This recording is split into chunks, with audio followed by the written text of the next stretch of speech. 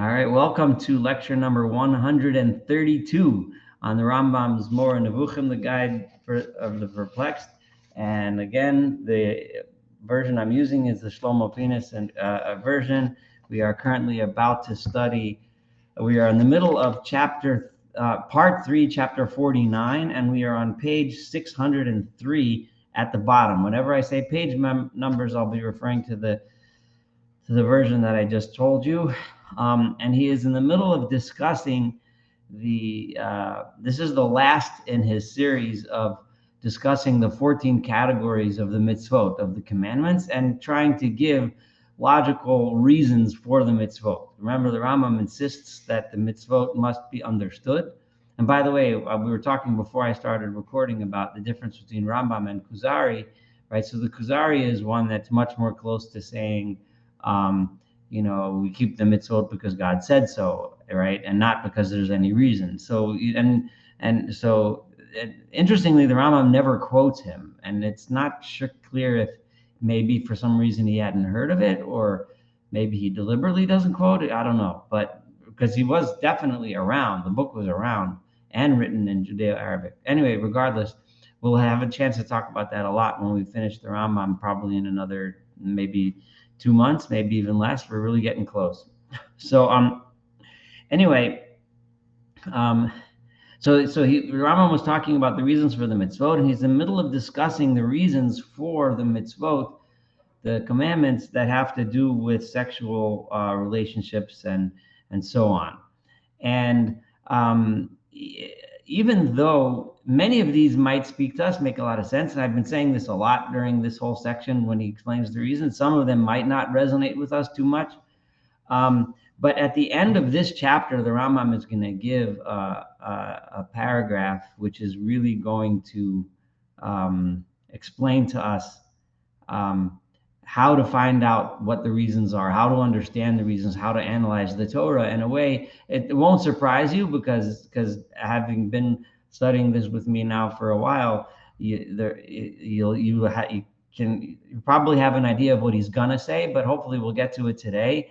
And then all of a sudden, it'll make even those reasons which might not sound good to us, it'll make sense why it's important that we learn and understand what the Rambam had to say, because it will bring it straight into 2025 and make it very relevant. So from the story of Judah is where I'm up to, the bottom of 603. So just real quick, the story of Yehuda and Tamar is in Sefer Bereshit, the book of Genesis. Judah's wife had just died, and his daughter-in-law was married to one of his sons who died, and then the next son died. And the circumstances aren't relevant to this story of their death.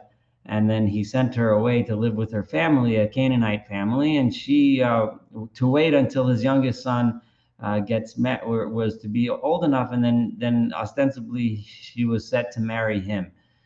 But then when Judah's own wife died, he went off on some kind of trip, and she dressed up as a prostitute on the side of the road, and Yehuda thought that she was a prostitute. He hired her services and ended up fathering twins. And he left with her he didn't have his payment, so he left with us because whatever her price was, and he gave her his staff and a goat, and then so that was the story over there. And then when she was found out that she was pregnant, he was obviously upset that she went and was pregnant because she was supposed to be waiting for his son. And then instead of revealing who was the one who made her pregnant, she said, whoever owns this stick and this goat and this cloak, I'm sorry, the stick and the cloak, not goat, is the one who made me pregnant. And Yehuda admitted, yes, it was me, and she's right, and he gave her the money. Fine. So the Rambam is going to bring this story, but he's going to have a very interesting twist on this story, and a few introductions are necessary in addition to what I've just said.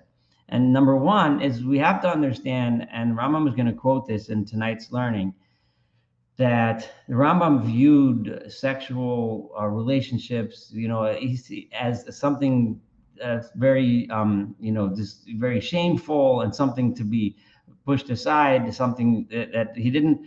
There's a lot of of literature in Judaism that looks at the relationship between a man, and when it's in a permissible scenario, a man and his wife, that looks at it as something holy and special. And that attitude is much more akin to something that we believe and understand today in the modern world.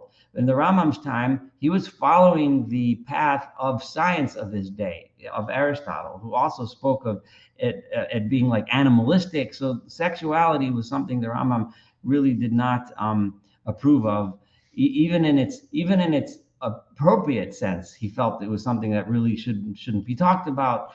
And those undercurrents, of course, still exist today in our religious circles and in general religious circles. So you have to understand the Rambam's whole attitude towards that. So therefore, what Rambam is going to look at the story of Yehuda from a very interesting perspective. He says, a noble moral habit and equity in conduct may be learned from this story.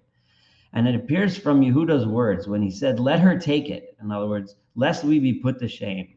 Behold, I sent this kid. He sent a goat, right, to pay her, right? And he said, let her keep it. In other words, I'm not going to make a big deal. Just let her keep what I owe her. I made an agreement to pay. Let her keep the stuff so that she has her payment. And let's not make a big thing out of it, right? So the interpretation of this is as follows. Before the giving of the Torah, and this again also combines what the Rambam has been saying a lot, and that is that when we look at all of the mitzvot, we have to understand the historical context within which they were given. So the Rambam says the historical context of having sex with a prostitute in those days prior to the giving of the Torah was regarded in the same way as sexual intercourse with one's wife is regarded after the giving of the Torah. In other words, it was something normal in society. It was just something that everybody did, and no one thought of it as anything to be embarrassed about, right? This is how the Rambam is interpreting the story. That's what people did. There was prostitutes, you paid them, you had sex, and went on. That was just a thing, right? It didn't have to be hidden in a special district or a special place. You didn't have to be ashamed of it and not admit it. It was just what happened, right? So I mean to say that it was a permitted act that did not by any means arouse repugnance. I just turned to page 604. So the payment of the hire that was agreed upon in that time was similar to the payment of a wife's dowry when she's divorced, right? Just like nowadays, if you divorce your wife, you have to pay her a certain amount, right? So you owe her that money, right? Because by her giving herself to you and having sex with you, so you owe her money. So the same way there's a monetary obligation to your wife, you have a monetary obligation to the woman that you hired to sleep with as a prostitute, right? So I mean that it was one of the rights of the woman with regard to which the man had to discharge his obligation. He had an obligation to pay her because that was the agreement. He owed her the money.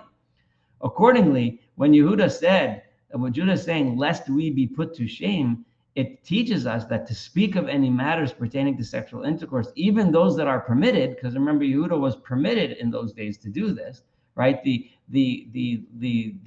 prohibition against sex with a prostitute succeeds the giving of the Torah, but prior to the giving of the Torah, it didn't exist. So so for Yehuda, what he did was completely permissible, but he was saying it's shameful and it's proper to be silent about them and conceal them, even if it should lead to loss of money. So what Yehuda was doing was introducing the idea that sex shouldn't be something that's publicized, that's talked about in public, that's discussed, even though it was totally okay. In other words, halachically then, right? And it was totally okay in the society then. But it's not something we should be making public. So what Yehuda was teaching us then was the idea that sexual matters is something that should be discussed only in private and so on. Okay? So this is just as you see Yehuda doing and saying, it is better we should suffer a loss, and I lose my staff and cloak, whatever, and that she should keep what she has taken, then we should give publicity to our search and bring shame upon us. This is the excellent moral habit that we learn from this story, that even though Yehuda didn't have anything legal to worry about, he was teaching, and we learn from the story that we should be ashamed of that kind of behavior. As for the precept of justice by which we profit, right, it is to be found in the word in which he answers that he is innocent of all violence with regard to the woman, that he does not go back on his word, and that he does not diminish the price agreed upon with her. Behold, I sent this kid. And he's also saying, right, that she, deserves the money that I owe her for it, right? So he was teaching two lessons: that you don't trick her out of her money, right? And you don't talk in public about these kinds of issues. That kid was indubitably one that among its species was a possessor of the highest excellence. It must have been a high quality, because the Torah says that gedi, that kid, in other words, that goat. When the Torah specifies the or that, it usually means a special one, right? So the Rambam is saying that he didn't just give her a goat, but he gave her a good goat, a high quality goat. So this is the justice that they had taken over from Jacob, Isaac, and Abraham. So they had learned this from the patriarchs, Avraham, Yitzchak, and Yaakov. And it's kind of, that if you're made an agreement with this woman, right, to pay her money, you pay her, and you pay her well, right? Namely, that one must not make changes in one's given word or break one's promise. All obligations must be discharged fully and integrally. And there's no difference between what has been given to one as a loan or a deposit and what you owe him in any way, whatever, as wages or something else, whatever the reason, however the obligation you have, monetary, you have to someone else, whether he lent you money or they sold you a product or sold you a service, any of those you should pay on time, and pay generously.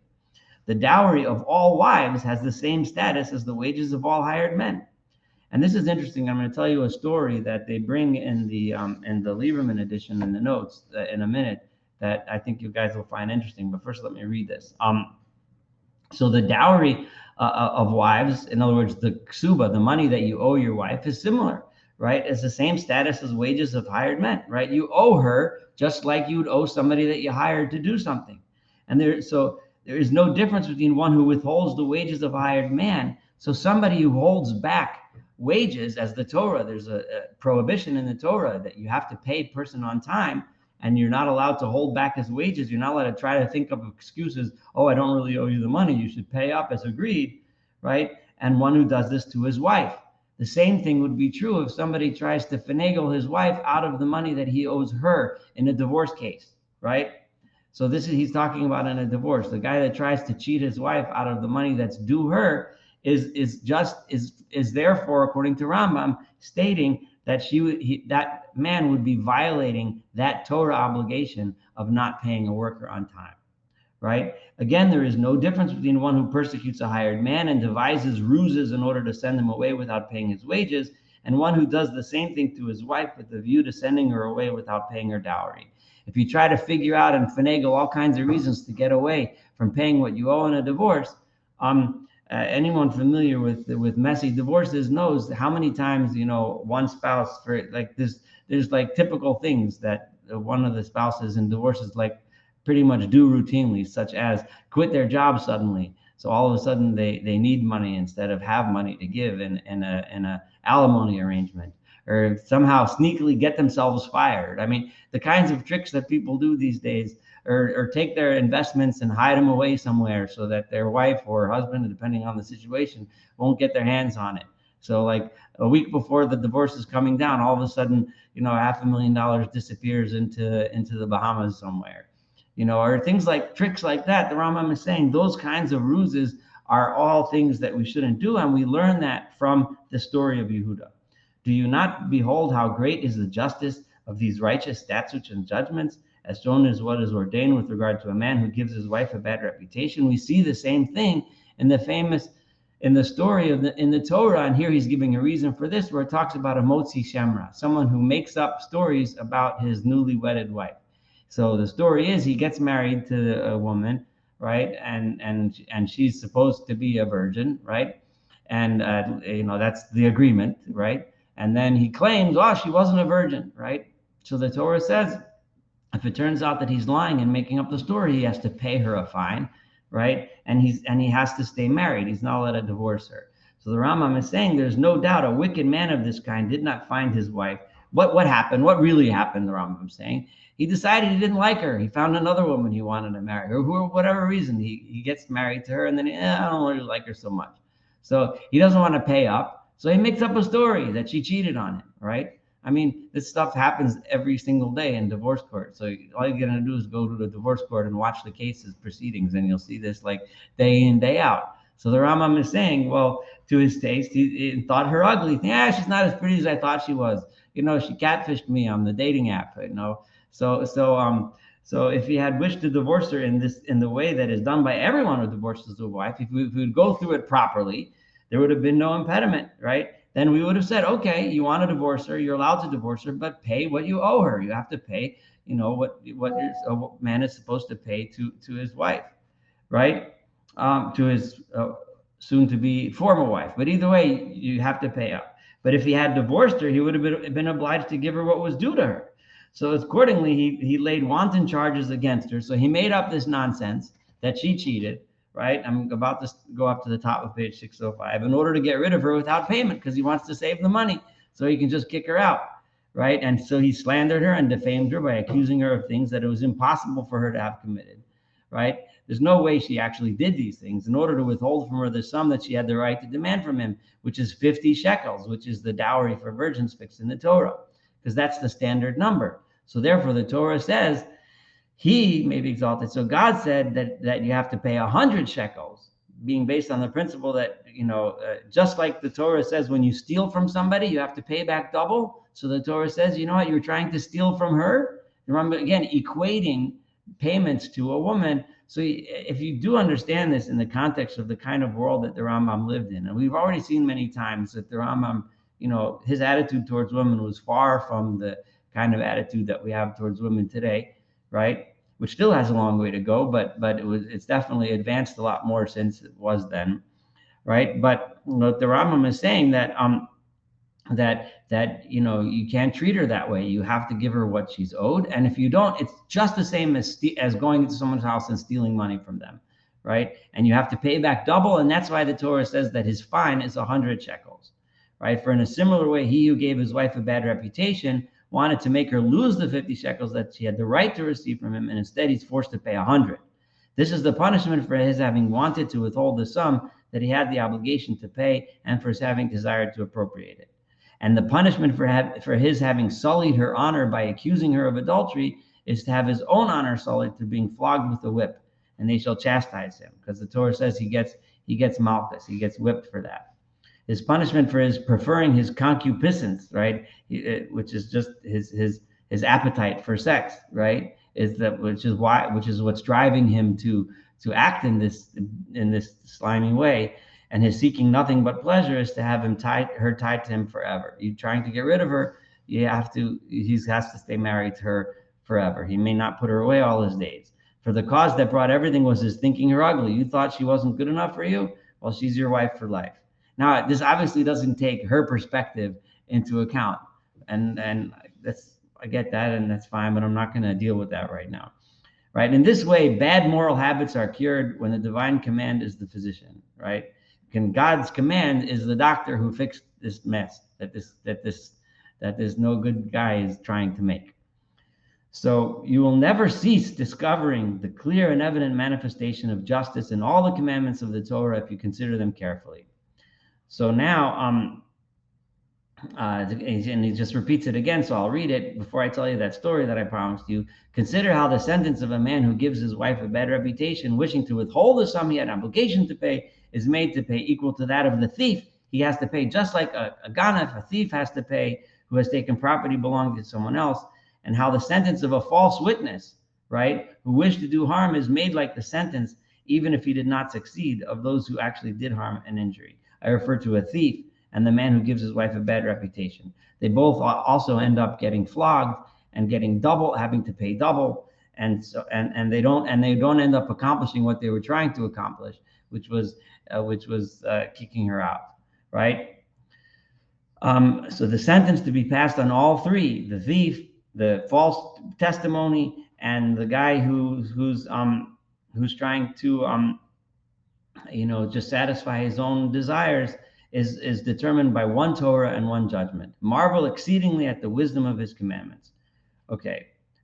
Just as you should marvel at the wisdom manifested in the things he had made. So just like you look around the world, this is an interesting comparison, and see how beautiful the world is around us, the world of nature, look in the Torah and you'll see the beauty and the justice of God's laws. I'm going to stop here for a minute and just tell you this story. So the story that's brought in the Goodman-Lieberman edition in the notes is a story that from a tshuva of the Rambam. A tshuva is a halachic responsum, where a halachic question was brought in front of the Rambam. There's a book, you can buy it. I think there's English translations around if you want to read the Rambam's halachic decisions, right? So there's a couple hundred tshuvot that we have, and they're all together in a couple volumes, and it's another one of the works of the Rambam. So anyway, one of the questions posed to him was the following: this guy gets he gets he gets engaged to this woman, right? And he promises a ksuba of I can't remember what the amount was. He promises her, I'm going to pay you a dowry of, let's just say, a $10,000. I don't know, whatever the money was, doesn't matter. A large sum of money for those days. And then he decided he didn't like her. He met somebody else, and he wanted to get rid of her. But here he has this obligation. So he says, I think what happened was he actually did marry her, but he didn't want to go through and consummate the marriage, right? Because he wanted someone else. But the thing is, he wanted to get rid of her without having to pay, right? So now there's a halacha, there's a law that, that if a, there's laws regulating, like what happens if a man says, or a woman says, I want to move to a different town, right? So there's rules. You can't like force your spouse to move, right? And if the move ends up in a divorce, you can get divorced, but you have to pay the ksuba. You have to pay the what you owe. You work out your arrangement. However, if the husband decides he wants to make aliyah, right? He wants to move to the Holy Land, right? So then the wife is obligated to go with him, right? And if she refuses, she has the right to refuse, but she loses her ksuba. She loses the dowry, the money, right? If she refuses to go. That's the law as written in the Gemara, right? So this guy, a friend of his, a devious friend of his, said to him, hey, you want to get out of the money? I'll tell you what to do. Decide you're moving to Israel, right? And then she's going to refuse, because everybody knows, she doesn't want to go to Israel, especially in those days. Israel was a real backwater, right? It was like, living in Egypt. That's where the action was in those days, right? So, but she's not going to want to go with you to Israel. So then you can divorce her without paying her off. So they wrote to the Rambam, what do we do in this situation? And everybody knows what he's doing. He's playing games, but he's trying to use the halacha to play games. So the Rambam brought this story in the tshuva. He brings this story from Yehuda, and he says exactly like he said over here. First of all, he says that he says the practice of those in the West, in other words, in other countries, was that the rabbis, if somebody tried to play the ruse, they would let him get away with it because that was the law, but they would excommunicate him. That would be the action they took against him. But the Rambam took it a step further, and he said in the tshuva, he says the halacha. He says that the law of a person who says he wants to move to Israel only applies if you know 100% that his desire to move is sincere. But if you don't have verification that his desire is sincere, then the whole law is thrown out the window. So I mean, it sounds very fair to us, but you have to understand that's kind of revolutionary, because the Rambam is basically rejecting the halacha that's written clearly in the Gemara, right? The Gemara says that if a guy wants to, if the Gemara doesn't say anything about examine what his motives are, but the Rambam says that the whole thing is out the window. It doesn't apply. If you have good reason to believe that he's insincere, then if he can't demonstrate a sincere desire, like if he comes in and shows you he's been writing poems and singing songs about moving to Israel for the last 10 years and everybody knows he wants to go, okay, that's a different story. But if he comes in and all of a sudden he comes up with some ingenious trick, right? And the Rambam almost certainly would have said the same thing to any trick. Like I listed a whole bunch of tricks that people use nowadays to get out of paying their spouses, right? Or their former spouses or soon to be former spouses, right? The Rambam would have said the same thing. The trick doesn't do diddly squat if it's not sincere and if you can't show that it's sincere. But he quotes the same story of Yehuda as a backing for how important it is to keep your financial obligations to your wife. So that's just an interesting story. It's from the Chuvas Rambam. But anyway, we're just closely related to what we're learning now. So here we are. I'm near the bottom of 605 now, and he's just told us about how incredibly and beautiful and ingenious the laws of the Torah are, and how fair and just they are. It says the rock, his work is perfect, right? and all of his ways, Kikol Drachav Mishpat, right? All of his ways are judgment. It says that just as the things made by him are consummately perfect, so are his commandments consummately just, right? However, our intellects are incapable of apprehending the perfection of everything that he has made and the justice of everything he has commanded. Sometimes there are mitzvot that we look at that we don't understand why they're just. They don't make sense to us. But just know that since they come from God, they are just. You might not have figured it out. I promise that when we get to the end of this chapter, the Rambam is going to delve into this. Like, so what do we do about this? It's great to say, but what do I do when I read something in the Torah that sounds very unjust, right? He just told us it's ingenious, it's just, but what do I do? So I promise he's going to deal with it. But for now, just take his word for it, okay? Right? Take his word for it that even the things that we don't understand, they're just too. We just might not get it, right? However, okay, we only apprehend the justice of some of his commandments, just as we only apprehend some of the marvels in the things he has made. Just like when we look at the world, right? Science hasn't explained every interesting phenomenon. Some of them we understand. Some of them are just really cool, but we don't understand, right? Obviously, back then there was a lot more stuff they didn't understand. But there's still plenty of stuff today that we don't understand yet, right? So they're still cool. They're still amazing, right? We just don't get them. Right? So the same thing with the mitzvot. They're still really important, just, but we just don't get them. Right? And the parts of the body of the animals, the motions of the spheres. Remember, the Rambam way back told us, this was going back a year and a half ago, we studied this, where he showed how it's impossible to understand the movements of the stars and the moon. And it's fascinating because he was playing with all the difficulties that eventually led to the discovery of a non-geocentric universe, that we revolve around the sun, and all the discoveries of Galileo and Copernicus and so on. But the Rambam was still in the time when every astronomer was dealing with, it just didn't make sense. The motions, nothing worked, right? And they were trying to figure, Ptolemy had all kind of, way of trying to figure it out, but they just couldn't get it. So the Rambam is saying that those are things we don't understand, but they're still amazing. Right? What is hidden from us in both of these classes of things is much more considerable than what's manifest. There's so much more that we don't know than that we do know. It's the Rambam's inviting us to search more. Right? We don't know so much, but there's so much more for us to learn. It's like he knew that there's so much out there that we don't know, like he just said. And it's almost like he wished he could find out. Like he wished he could have lived another 1,000 years and learned all this stuff, But that's just not in the cards for any of us. So as for the prohibitions against illicit unions, so what about the laws against sexual partners there's laws against in the Torah?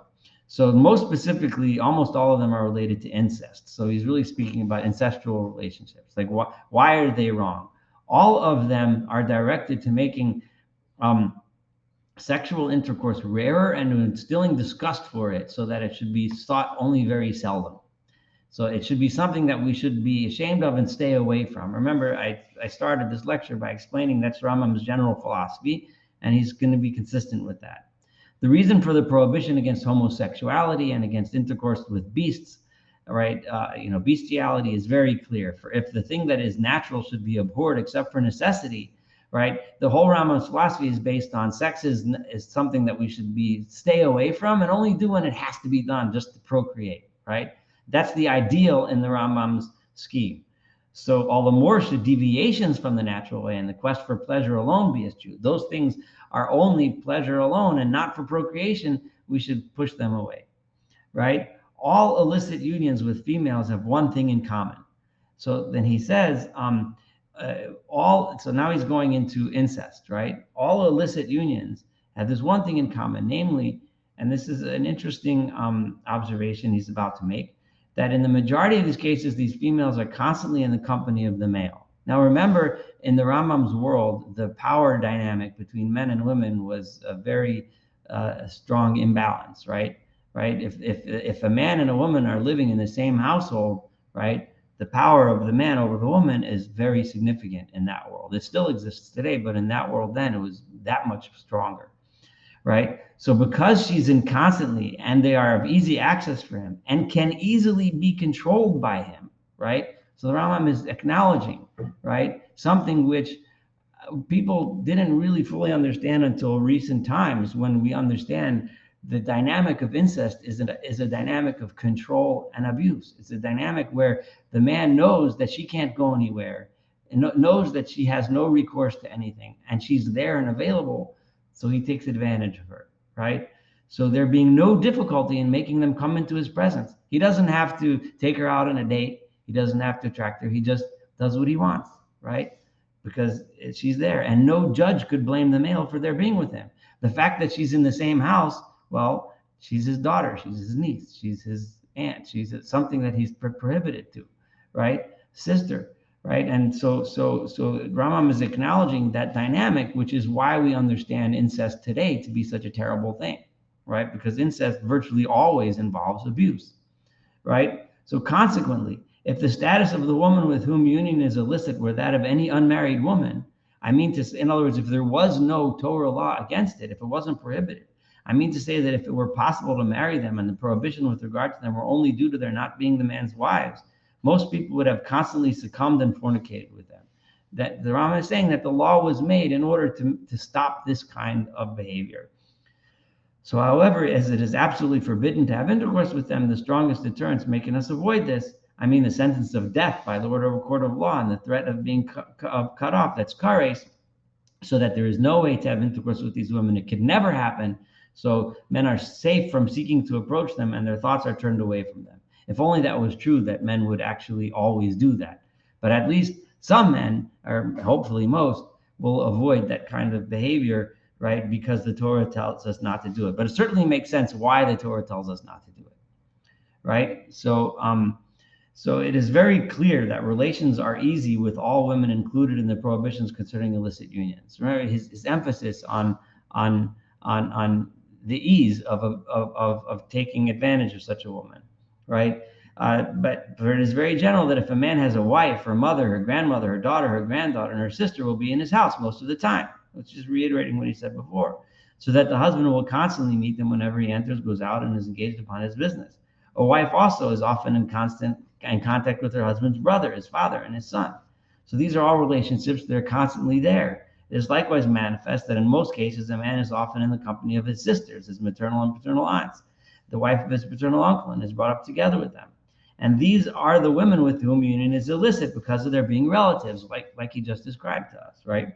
Consider this being one of the reasons why intercourse with relatives is prohibited. That's one reason, right, is to prevent that kind of abuse, that kind of relationship.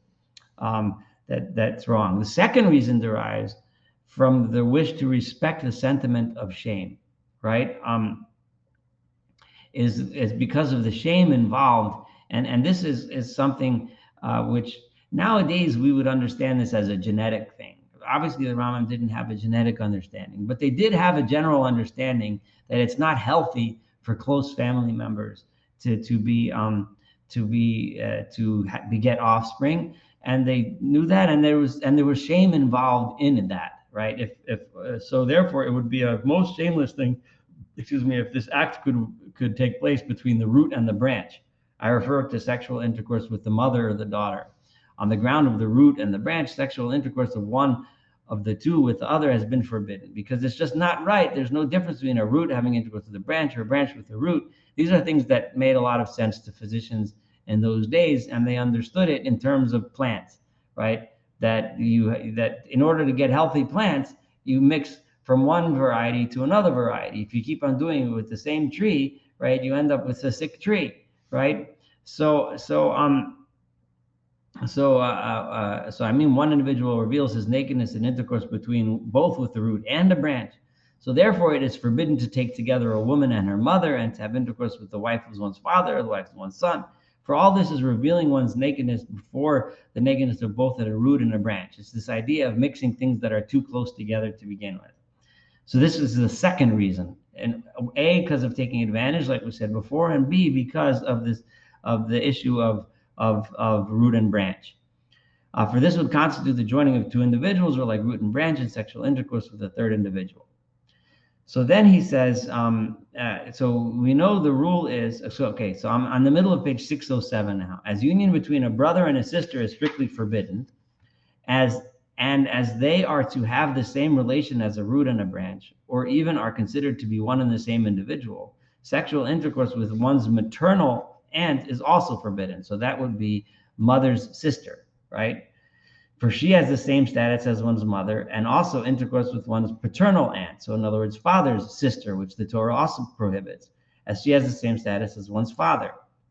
And so, and just as the daughter of one's paternal uncle and the daughter of one's paternal aunt are not forbidden, right? We know that if a girl to her is permitted by Torah law to her father's brother, and the Rambam is about to explain to us why is the difference, because the same correlation between if you flip it and the boy is the nephew, it would be prohibited, right? The daughter of one's, so the fact that the wife of a brother's son is permitted to the paternal uncle, whereas the wife of the paternal uncle is forbidden to the son of the brother, may be explained by the first reason. The root and branch thing, right? It is kind of applies to both, but the first reason only applies in one case in the Rambam's view. And why is that? Because a brother's son is in most cases to be found in his paternal uncle's house, right? He's hanging around by his father's brother and approaches his paternal uncle's wife just as he approaches his brother's wife. And he's very much around her, so he has access and could therefore abuse her, right? Which was the first reason. Whereas a paternal uncle, but usually a guy doesn't hang out in his brother's house with his niece. Now, I don't know nowadays if this is true or not, but this is the structural family that the Rambam was familiar with, and possibly at the time when the Torah was given as well, right? It was that way. And he does not approach the latter's wife. So therefore, since he wasn't really close with her, then the danger of abuse wasn't there. Do you not see that in the view of the fact that a father has the same opportunity to approach a wife of his son as the son has to approach the wife of his father, because they're always living near together? So the prohibition is equally strict in both cases. Its transgression being punished by one capital punishment.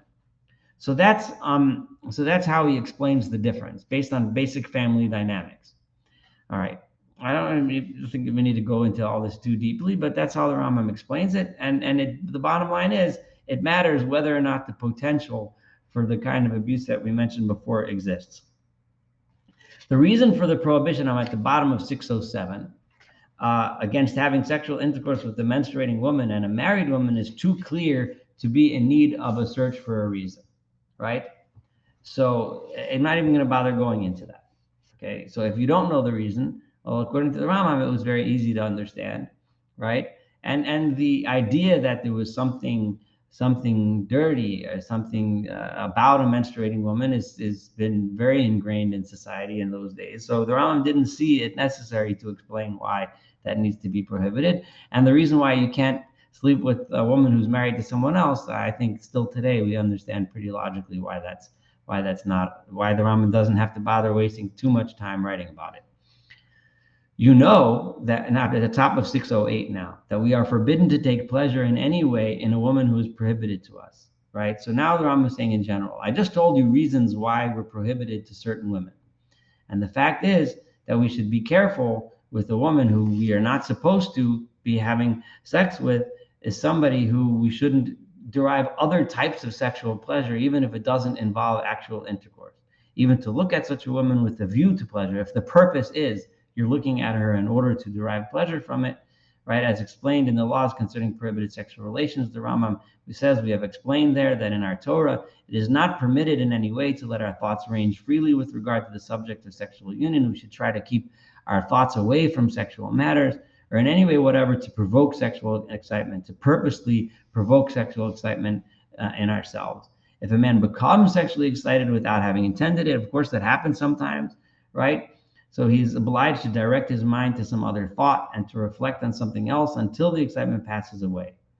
As the sages say, if the Yetzer Hara gets to you, they say, which in their precepts, which perfect the virtuous, my son, if this abominable one affects you, drag him to the house of study, bring him to the Beis Medrash, learn Torah, your mind will get away from it. If he's of iron, he will melt. He's of stone, he'll break, and so on.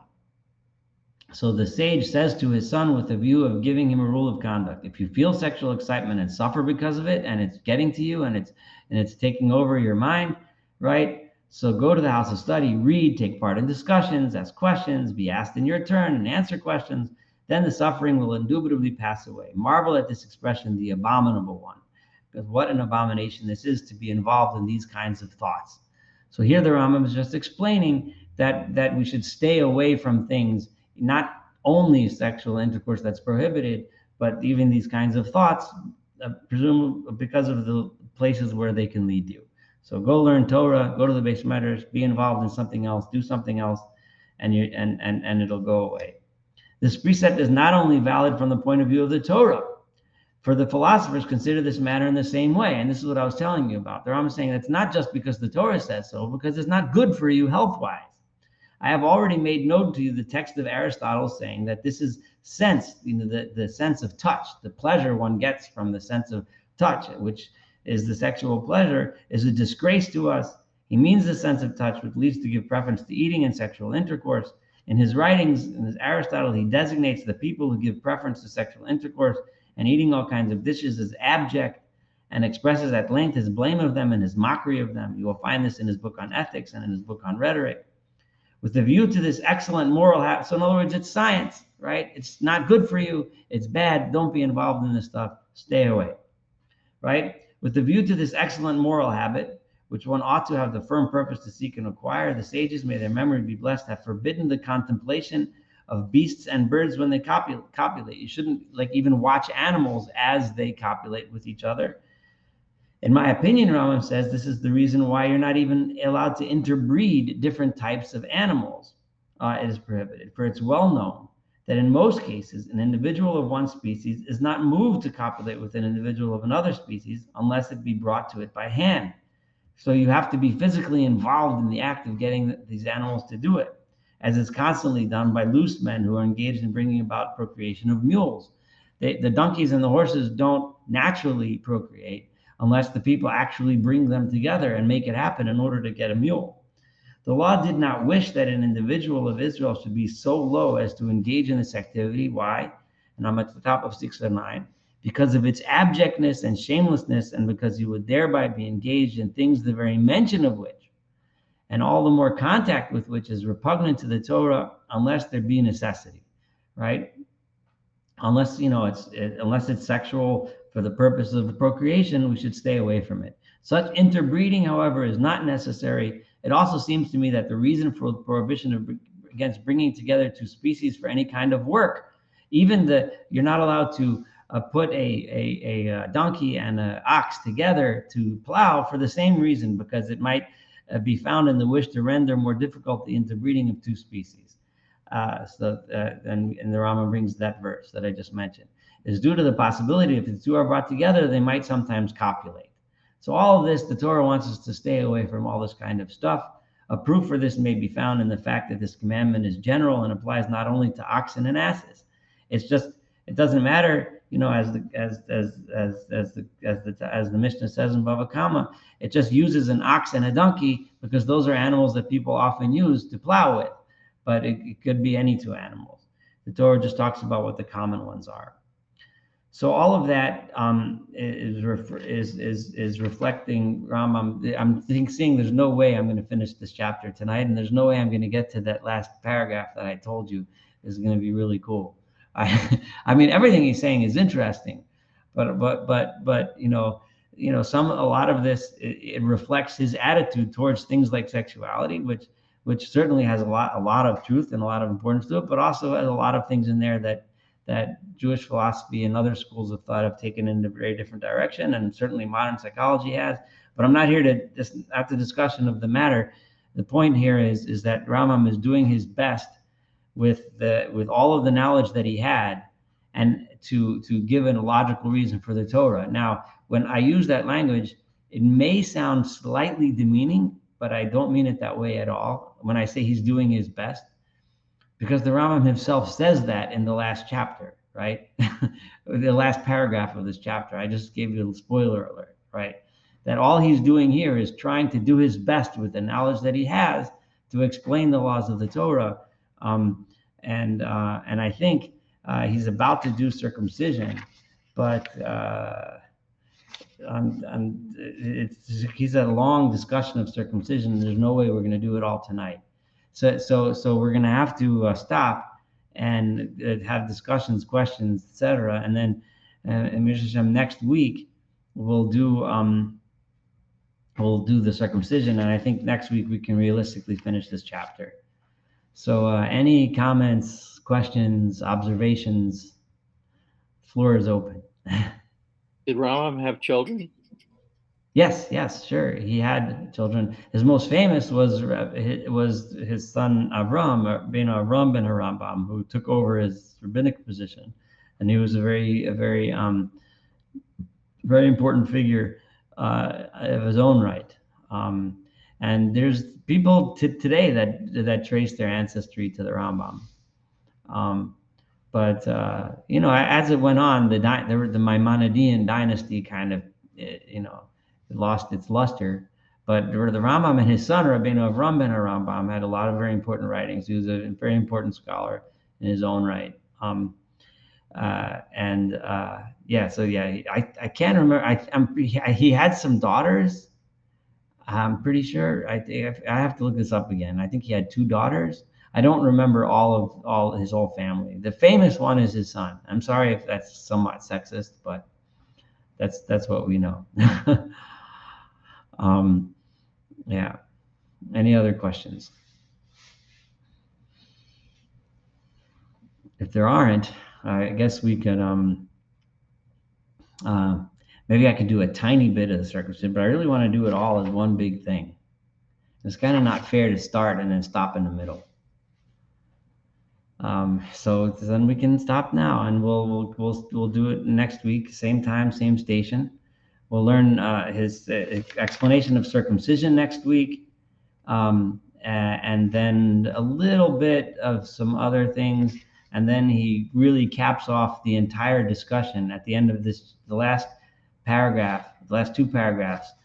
He caps off his entire discussion of the reasons, and he gives us guidance for what to do for the next couple thousand years after he's no longer here, and figuring out the reasons of the Torah. So we'll be able to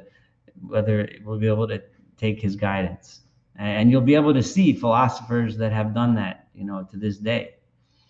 I know I'm dangling a little candy out there, but I'm trying to get you to come back next week. All right. So if there's no other questions, we'll call it a night. Thank you, Saul. Thank you, Saul. Thank you. Yes. Take care. Bye.